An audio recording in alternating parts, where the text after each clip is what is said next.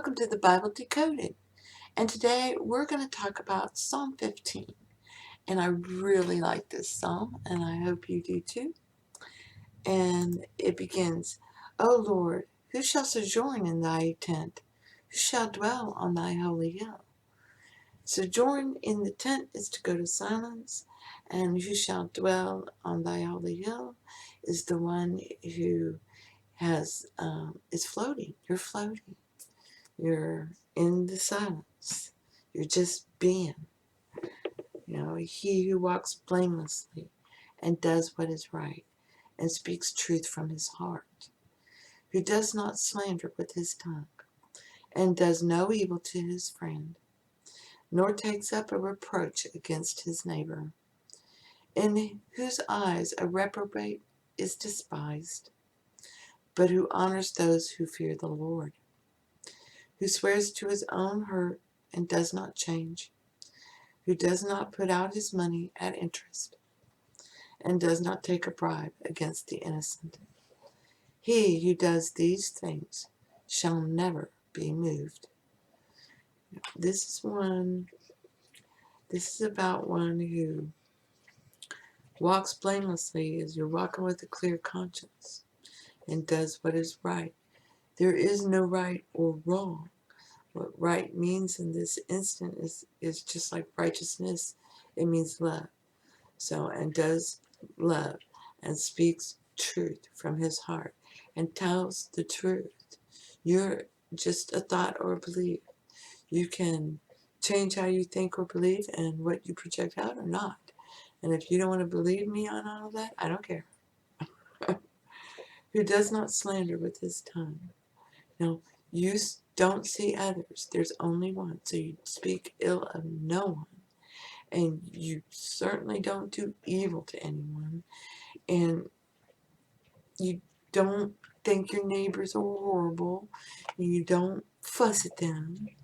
Like there was this beautiful street. I saw this video on YouTube. And there's this beautiful street, had these wonderful Christmas decorations. And there was this one guy, that just went overboard, and everything was just joyous, and all these lights and all this great big display. And he would start putting it up before Thanksgiving. And one year, went on for many years, and then one year, a lady went to her neighbor,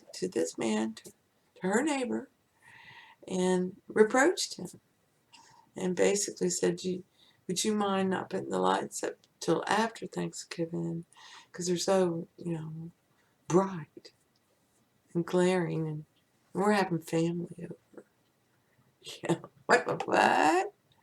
Guess who became Krampus? That's right, Krampus living in your neighborhood. He put up the same big bright display, but it was more about, you judged me, so now you get this, and it is nasty. Take a look. Yes, it seems that years ago, before all this darkness, there was light, bright lights, Christmas lights. Who'd guessed that this happy holiday home was Bill Ansell's? Turns out he was a Christmas fanatic.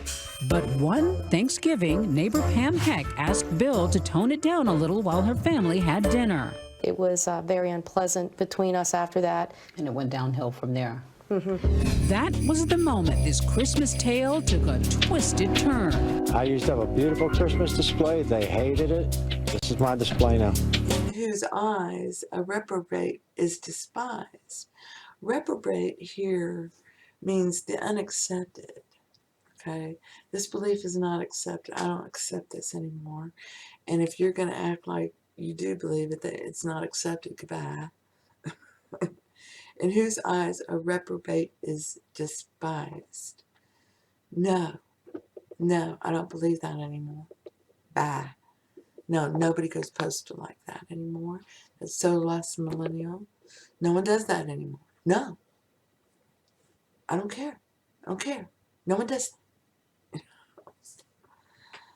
But who honors those who fear the Lord. If you're turning within to God, you're turning within to yourself, and you're saying, I don't like this, or I don't, and you honor yourself. You're searching for it. I'm going to love you and honor you no matter what, and try to help you.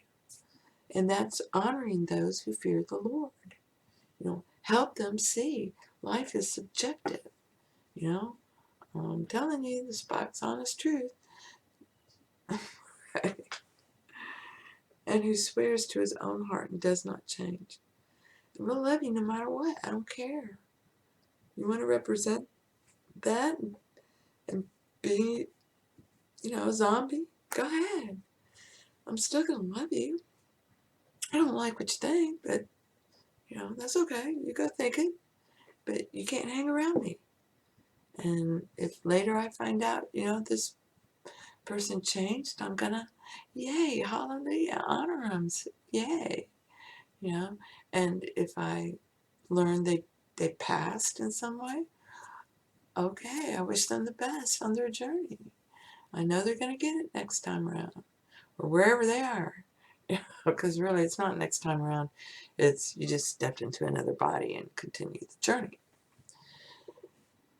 And then it says, who swears to his own hurt and does not change.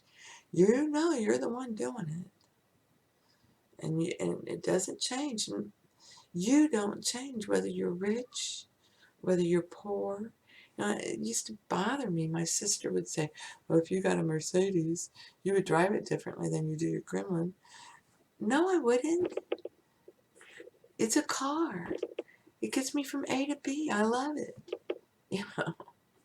I love my little Gremlin. It was great.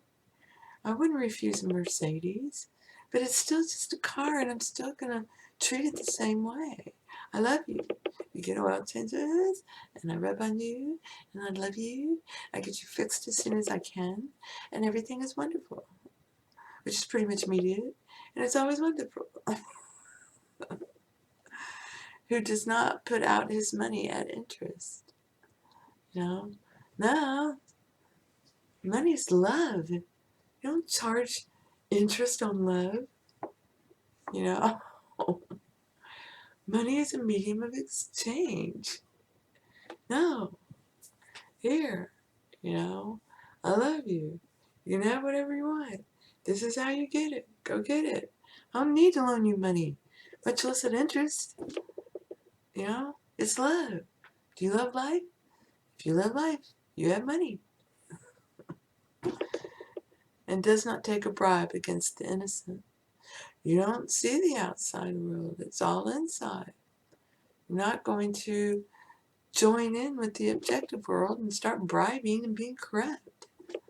You're going to stay within. I know they're all better than that. I'm not listening to that. Thank you for showing me what I don't like. But yeah, nobody acts like that. No. Mm-mm. No one in the entire world thinks like that. He who does these things shall never be moved. You're Peter the Rock. You're Peter the Rock. And this is who abides, lives in God's sanctuary, in his imagination. So I hope this helps. Blessings to you. Thank you. Thank you for being you. You rewrite the Psalms to make it work for you. Blessings to you.